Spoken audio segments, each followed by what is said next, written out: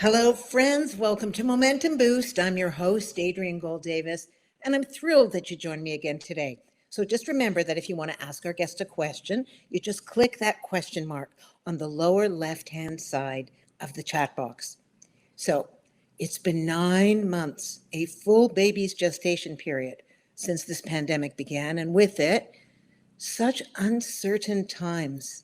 So, on today's boost, we're going to explore the steps that we can take to cope and to add solid footing to our lives. And heaven knows, as we move towards winter, we are going to need it.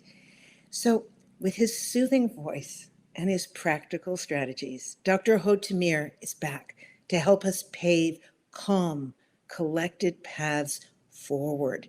He's joining us today for the second time. Dr. Tamir is a developmental psychologist and a licensed mental health counselor in Brooklyn, New York. He's the founder of WISR Place, a practice focused on well-being, identity, sexuality, and relationships. And we are blessed to have him without a bill for the next half hour. Welcome, Dr. Tamir. Thank you so much, Adrienne. It's great to see you again. It's great to see you too. I'm so delighted you were able to give us this time. It's enormous public service, and we're grateful to it. So, I got a phone call the other night. Like she just said to me, I'm done. Just lost her job. She felt like, all of her efforts to cope over the last 9 months just culminated in this firing. The whole company is shutting down. And she said, that's it. I'm so depressed. I can't get out of bed. I'm finished. I'm done. And since the last time we were here, we moved from this kind of acute panic about what the unknown, so to speak, into this kind of exhausted resignation. But also some people are showing signs of depression. I wondered, what are you seeing in your practice? Is there some kind of pandemic depression? What's going on out there? Yeah, that's such an important point that we're dealing with now. We've been going through this for quite a while now. So it's not new. We've been talking about the new normal for a long time, but now it's just normal, right? It's kind of, we've transitioned to this sustained anxiety and depression that we're feeling all the time. So our baseline has changed, and what we consider anxious or depressed we are living in heightened states of anxiety and depression. So this kind of dysthymia that we're dealing with, right? This consistent feelings of despair, of concern, fears about our work or about our families or about ourselves, right? All of these issues that are going on. And it's a little scary right now. We're going into winter. We have all kinds of things that winter brings, right? So we have flu season, and we have seasonal affective disorder, and COVID right now, the numbers are going up a little bit, and we're expecting another lockdown. So there are real fears that we're dealing with, and having felt this stress and this anxiety for so long, our nerves are frayed. I think that many of us just feel overwhelmed. You can deal with a hard day or a hard week or a hard month, but now this is the better half of a year that we're dealing with this, and it's certainly taking its toll in terms of the long-term effect. 100%. I mean, I'm hearing about it personally, and I know that you must deal with it professionally. I guess I have a question I've always wanted to ask, and I know a lot of people are curious about this. What is the difference between depression that is situational? In other words, something terrible happened to me and I'm really down about it. For example, I've lost my job in this pandemic, or God forbid, I lost a person I loved one way or another, and real clinical depression. And can situational depression that comes on because of something bad that happened, can it trigger clinical depression? And how do you know? I know it's a big question. Yeah. That depression is interesting, right? There are many different kinds of depression, right? And you're mentioning two of them, right? The symptoms of depression are pretty similar. So if we look at situational depression, right, which clinically we call it adjustment disorder with depressed mood. So it can Gives us a sense, yeah. So it's in that depressed family, right? Like seasonal affective disorder and things like that. So the symptoms are the same. We can feel lethargic. We can feel despairing. We're not optimistic. We don't have energy, fatigue. All these kind of feelings are very similar. Okay. One important distinction is the if we can point out the cause or the source of our depression, or what is kickstarting our depression. When it Okay. comes to situational depression, we can usually point a finger at something specific. We can Okay. look at kind of a loss of a loved one, losing our job, some kind of stress in a relationship. Whatever it is, there's something that we can point to that helps us understand the source of our depression, right? When it comes to clinical depression, it's a little more difficult to put a finger on the cause or the source. So, It's while interesting. I don't mean to interrupt you. It just occurred to me, though, when I think about what you're explaining right now, I remember I had a friend who had, everything, a spectacular job, a loving family, kids that adored him, and he was depressed, clinically depressed, to the extent that he could not get out of bed. It was not based on a situation, and it was biochemical, I guess. that's a perfect vignette or example, right? Because many times people are depressed from the outside. You would think everything's fine, but it's not, and sometimes that exacerbates the problem, right? Because it feels unjustified. People doubt if it's even real. Is it something that they're allowed to feel bad about or talk about? So it's a little different. But what we're talking about right now with this pandemic, it doesn't quite seem like situational. It's not like you got into a car accident and you feel a little, you're upset or sad about it, and it takes a few months to get back to where it's not like that now. So this kind of sustained depression or anxiety that we're feeling is having a different kind of effect on us. And I think that I was thinking about something years ago. I lived in Israel for a little bit, and I don't think this is exactly comparable, but there is some clinically. I can draw some parallels. At the time, this was in the late 90s in Israel, there was a lot of anxiety. There was a lot of stress. There were kind of terror threats all the time. And people lived in a state of heightened anxiety, and that was normal. And it was manifest in all kinds of ways. It wasn't just when people spoke about anxiety, it was their whole lifestyle of the people that I engaged with. Was more intense. So if they were partying, it was more intense, and if they were celebrating, it was more exciting, and if they were upset, they were enraged. There was kind of this sense of anxiety that was pervasive. People were often on the edge, and I'm seeing some of that now. And Wow. again, it's not the exact same thing, but we are still learning how to develop the right tools for long-term distress.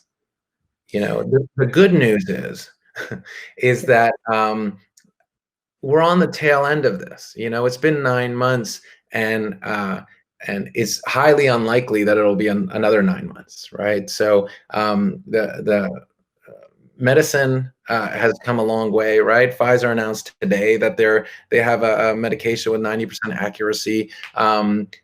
People are understanding kind of how the virus spreads and how to be careful and how to be safe. So we need to hunker down for a little longer, and winter will be difficult, but knowing that it's a short-term thing as opposed to last winter or early spring when we didn't know what was going on. That unknown, I think, is much more daunting and much more frightening than recognizing, okay, we've done this. There's only a little bit of time left. Let's be safe and let's be wise and let's recognize that it'll pass. And that helps us with our mental health. It absolutely does. There's no question. But I'm going to go back to my that first question. It was manifoldly complex. I asked like 12 things at once, of course, because I'm so excited to have you all to myself for a half an hour. Can a depression, what did you call it? Not situational. What's it called? You said, what is it Adjustment called? disorder with a depressed mood, right? Right. Can that trigger a chemical imbalance and become a clinical depression? And how do you know when you've crossed over? Or maybe it doesn't. Maybe maybe it doesn't. I worry about that because I know a lot of people who didn't appear to have those tendencies before, but now are really, really struggling. Yeah, so I will definitely agree or concede that people who are prone to depression or people who have experienced depression, um, perhaps this climate or the time that we're living in now is something that can make it worse or trigger a more serious long-term depression. That's possible. Um, how we can tell, I think, is very individualized. I think it depends on the person and what they're going through. Um, in my practice, it's about meeting the person where they are. So I'm not overly concerned with the labels, and it's more about helping this person live a fuller, happier life. So I don't know. I hesitate to say that one leads directly into the other. I do know that they can feel very similar, although clinical depression seems to have more intense symptoms or reactions. Maybe, for example, like suicidality is more common in clinical depression than adjustment disorder, um, or even suicidal ideation. Um, but I think it depends every individual on what they've gone through, what they're going through. The pandemic hasn't hit everyone equally, so people are grieving and dealing in very different ways. Some people haven't, their life hasn't changed much, and for some people their life is upside down. So I think those are the factors that I would look at more before slapping a diagnosis. Okay, let's tease it out a little bit more if you don't mind. So, what about those of us who either have mood disorders in some form or another, or are living with people who have mood disorders or depression in one form or another? In the hothouse that is these times, how do we make ourselves more useful? I'm not even going to focus on how to help those of us who suffer, those around you that you love that are perhaps finding their disorders, their mood issues exacerbated by this. What can we do for them? Yeah. So we are seeing, in general, we spoke about the new normal or kind of what we're dealing with. Right. We're looking at reports now that have recently come out on anxiety and depression, and they've nearly doubled with young adults. So people 18 to 29 reported almost double as much as 5 years ago, 2014, 6 years ago. Yeah. So that is very concerning. Interestingly, with older adults, 70s and 80s, Mhm. their anxiety and depression is not nearly as heightened or problematic. Um, Why? Why do you think that is? I find it fascinating because older adults are the ones who were hit the hardest with COVID, right? So that's confusing a little bit. But I don't know. I was thinking about it, and I think it might have to do with where we are in life. And when you're 18 to 29, you're still navigating a lot, and there's a lot of uncertainty. So when you have something like a pandemic hit, it makes things 10 times worse. If you don't have a job, now there are no jobs. If you don't have an apartment, now there's nothing available. You have Right. to move back in with your family or whatever it is. It switches up our life in a different way. Whereas older adults perhaps are more settled, or at least, or maybe they've gone through more in life where they know that things come and go and we don't have to be overly concerned. So I thought that was really interesting to see that. That Um, is fascinating. And it seems to me, as you're speaking, I'm thinking to myself, I have a friend who always talks about the need for wise elders, that their mhm. stories remind, the younger generation, this too shall pass. Yeah, From a Jewish perspective, this is like something we discuss all the time. But I guess when you're 25, you don't have any sort of anything in the bank with this too shall passing stuff, right? It's like everything in that moment. right. So do you suggest if you have an adolescent or a young adult child who is really struggling, that they speak to a person who has gone, through their own issues and come out the other side? Do you think that is a useful hack? I think that would be great for multiple reasons, right? I think it always is helpful to have kind of transgenerational information, right? And we spoke a little bit about that in the past. I think with people moving back into the homes and having several generations in a home is a Right. blessing. It's something really wonderful. So I think that would be good for the kids, and I think it would be good for the older adults. So I think that's a wonderful idea. Now, you mentioned mood disorders. So we find that with people with mood disorders, who were interviewed asking about their levels of distress, they were reporting higher levels of distress in this past year, Really? more than others, right? So kind of it feels a lot worse for them, or that's what they're reporting.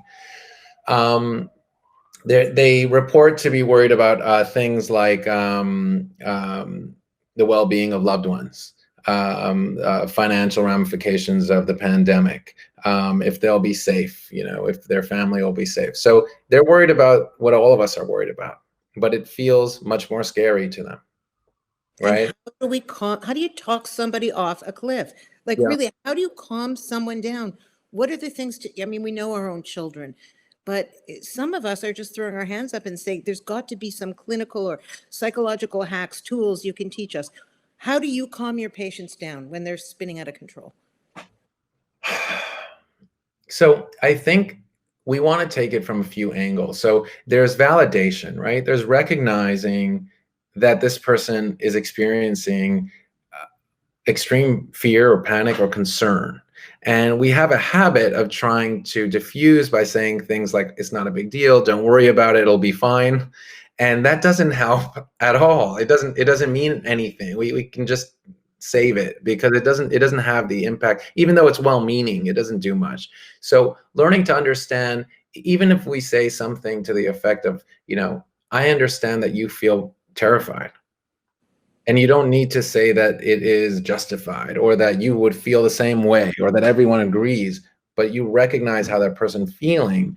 I think that's a good place to start, Okay, But so the one, we validate, we don't kind of blow it off or sugarcoat things or say, it's gonna be fine, chill out, everything's gonna, I mean, how many times you say to somebody, just calm down, what does that make you wanna do? It's like a red flag to a bull. Like, right, right. okay, that's one And of it.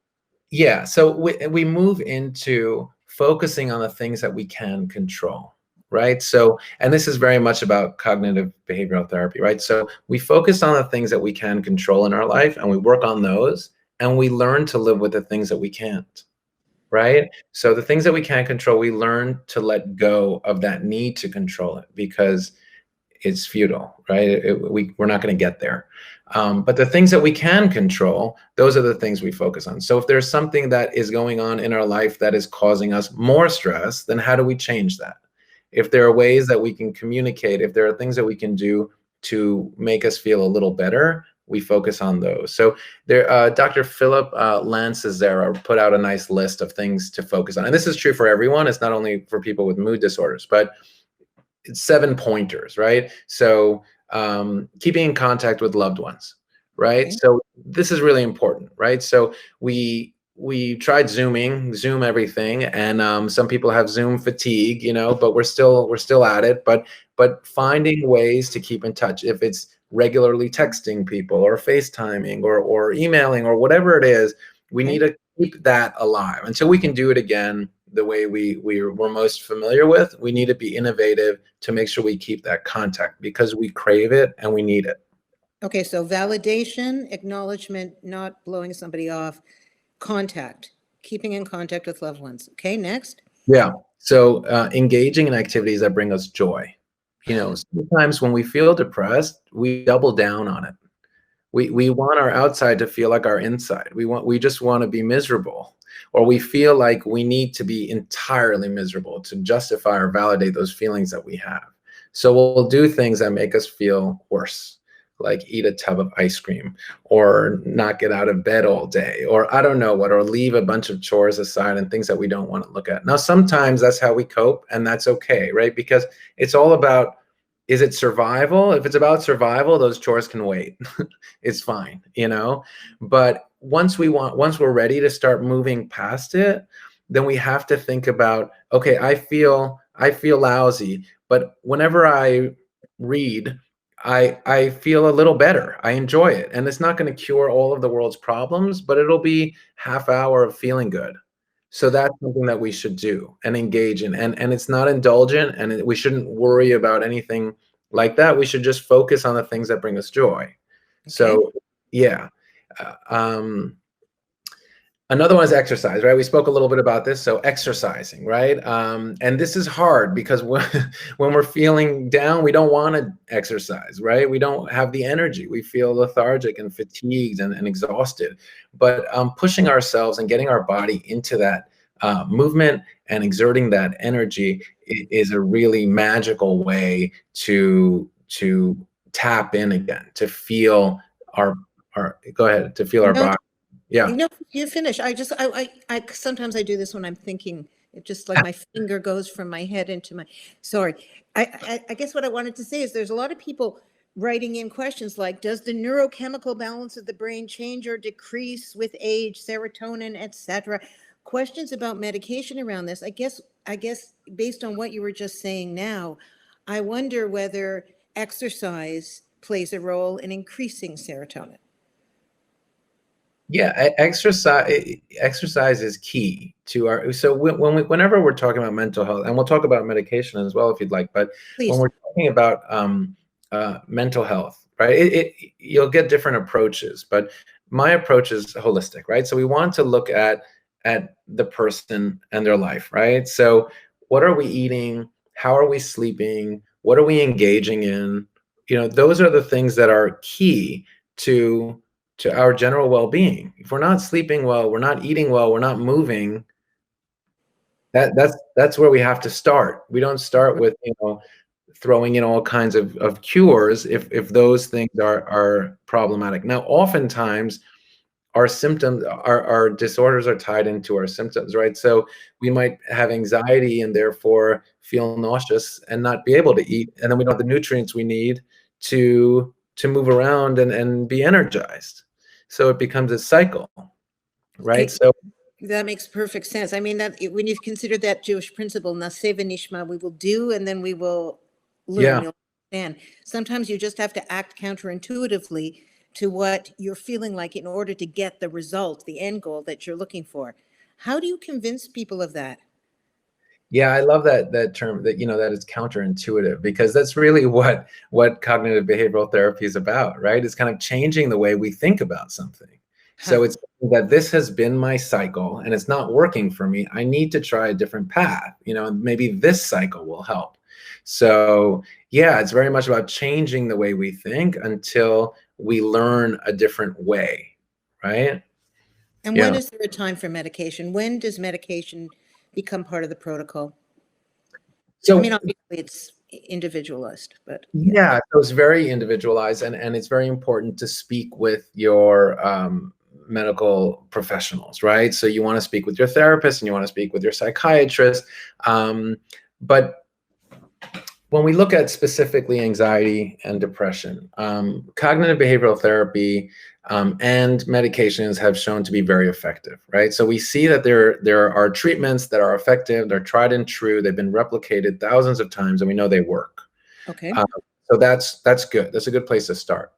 When it comes to anxiety specifically, it seems like cognitive behavioral therapy is more effective, or at least longer lasting, than anti-anxiety medications. So that's interesting. Sometimes it takes a little longer to start because with cognitive behavioral therapy, you're learning a new process as opposed to medication that you just start taking and it starts to have its effects. But it tends to be longer lasting because we're treating the problem, not the symptoms. We're learning how to think differently. So we're removing the problem as opposed to attacking the symptoms. It's like taking a Tylenol for a headache if you're dehydrated, right? So sure, Tylenol will numb that pain, but fluids will probably help as well. Brilliant. That's a perfect analogy. I wonder about this kind of thing all the time because some of you know out there in momentum land that, from the time I was 12, I have suffered personally from obsessive compulsive disorder. Until COVID, it did not include hand washing, but now, of course, I've taken on a new tick, right? Because who Yeah, has? yeah. Um, but finally, some 25 years ago, medication came out that they saw that one of the side effects of that medication was that it helps OCD and all of that, that brain cramping. I started to take it. Now it's 20 years later. There's a part of me that thinks that I've created new neural pathways. Like I've learned so much and changed so much in the way that I act that I think maybe I should just sort of give up those meds. So I guess I'm asking, when the combination is medication in order to give you time to make the cognitive behavioral therapy effective, how do you get off the medication and how do you know when it's the right time? Yeah, that again is individualized. So I don't want anyone coming out with kind of specific instructions for themselves here, right? Because it's really important, for everyone to have their information in front of their doctor. Okay. But that being said, psychopharmaceuticals don't need to be lifelong prescriptions, right? So they can be extraordinarily helpful when we need them, but we do learn and evolve and grow, and we can move away from certain ways that we're thinking or behaving. So certainly, I've worked with clients that have weaned off of anxiety medication or antidepressants, right? So I would agree with you that people can definitely move forward and heal and grow and change so that they're not dependent on medication. One thing that we're finding that's really fascinating, and that's somewhere in between these two areas that we're talking about, are some of the newer treatments that we're seeing. So using like CBD oil for anxiety, or medical marijuana, right? Ketamine infusions, What? psilocybin. Yeah, Ketamine, like the animal tranquilizer, that the party drug. exactly. So that's been Well, I know that. I don't know how. Go on. well, MDMA as well is being used for PTSD. Not MDMA. Absolutely. So these were things that were illegal or restricted, and therefore we didn't have the opportunity to test the therapeutic aspects of these drugs. But what we're finding now, we had to jump through a lot of hoops to start studying this, but ketamine is amazingly effective at treatment-resistant depression. So people who have dealt with depression, they tried medication, they tried therapy, and nothing's working. They can go for a few ketamine infusions, and there is a mental health professional that works with them, and it can be, assisted by therapy, but it helps people really move out of their feeling stuck, right? So people are asking what's ketamine, what's MDMA. I'm ashamed to say I know the answer to both, and I'm wondering if there's a side effect of that drug is you have an overwhelming urge to dress up and go to a rave. I don't know. It's just a party. All right, just answer the ladies because there's questions. What's MDMA? What's ketamine? I'm not answering because if I do, I come across as a druggie. If you do, you come across as a clinician. Go ahead. Yeah. No, I think we can have a whole session talking about different kinds of medications and treatments that or kind of new frontiers that we're studying. But with medical marijuana is something that's more familiar, right? So marijuana has been around for a long time. It's been illegal.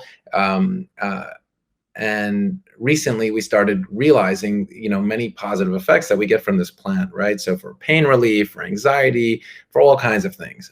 People with eating disorders or disordered eating tend to can utilize it for appetite. There are all kinds of positive things that we're seeing now when it's prescribed and when we know where it's coming from, and that there's no, getting a drug off the street and getting in your pharmacy is a little different, So when it's regulated and we know that it's safe.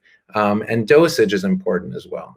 But MDMA is a drug that's found in drugs known as ecstasy or Molly. But MDMA in its pure form has a very positive effect on people's disposition and how they feel. Kind of a release of serotonin, right? That kind of gives them a sense of euphoria and happiness and relaxation.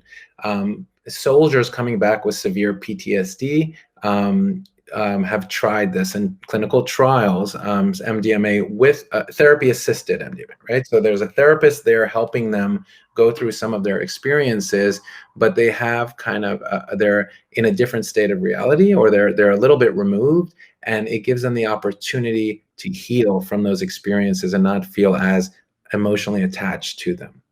Ketamine has been used for a long time as an animal tranquilizer for cats, I think, primarily, and it has been used as a party drug.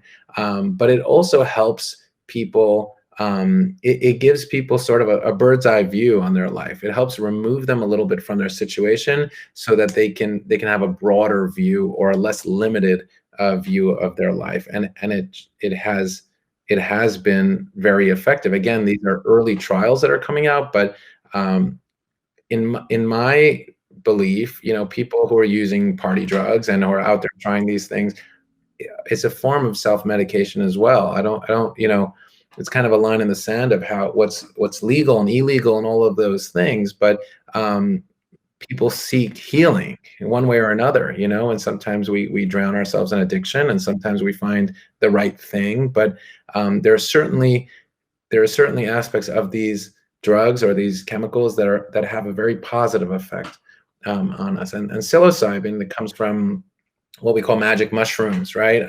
So it's a hallucinogenic. It's known, in the 60s and 70s as trippy drug, but that also has a huge impact on people. And microdosing has been popular in Silicon Valley for a long time and out west, and they just legalized psilocybin in Oregon this past week. So yeah, there's a lot to talk about and a lot of exciting changes when we think about kind of brain chemistry and we think about healing and treatment. And I'm excited to see where things are moving. Yeah. Wow, it sounds like my teens at the end of this boost. I'm just going to give you the floor for the last minute because we've run out of time. Do you have a message for us, those of us who want to help somehow, especially those who are on their own during the pandemic, because that's difficult? Yeah, I think one thing to keep in mind, and I touched on this earlier, but we're going to get out of this. We're going to be okay, and we're going to be able to look back on this as a really difficult time that we pulled through. And we don't know what we'll gain from it, or what kind of grit maybe that we've experienced going through this. But knowing that it's something short term, knowing that it's something that we are coming out of and we're moving away from, gives us a sense of hope. And it doesn't let us give in to despair. And I think that is going to be our challenge. I think we're going to have a few months that'll be a struggle. And then hopefully we'll see some improvement with medical treatments and everything else moving along. I think we can really hope for positive change, but we need to hold out for a little bit. And I would recommend reaching out if you feel depressed, if you feel anxious, if you feel stressed. There's help out there. Reach out to a mental health professional, reach out to a friend, to a parent, to a child. Be that person for them that they can lean on in this time. And even if it's just a call and to commiserate, that's meaningful, just so we don't feel alone, because it's so hard not to feel alone in this situation. Ugh, I don't even know how to thank you enough for your time. Honestly, this whole conversation has been incredibly helpful. There have been many, many comments and questions we couldn't get to, so we hope you can join us again in the future. Thank you so Thank much. you so much. It was a pleasure to be with you. Oh, all right, everybody. Wow, huh? Wow. Be sure to join us this Wednesday, November 11th, because we're going to explore what we can do to reduce stress and soothe the fears of our loved ones during this question-mark-filled time. It's going to be an extension of this, and this time we're joined by the host of the Personology podcast and the Associate Professor of Psychiatry at Weill Cornell School of Medicine, Dr. Gail Saltz. This is our gift to you this week at Momentum. Some of the greatest names in the business helping us move forward. And to register for our upcoming boosts, you just click that link above me right now or visit momentumunlimited.org. And please Don't forget to respond to the poll coming up on your screens after our short video. But for me, Adrienne Gold Davis, and all of us at Momentum, remember, as we learn and grow together, this too shall pass. See you on Wednesday.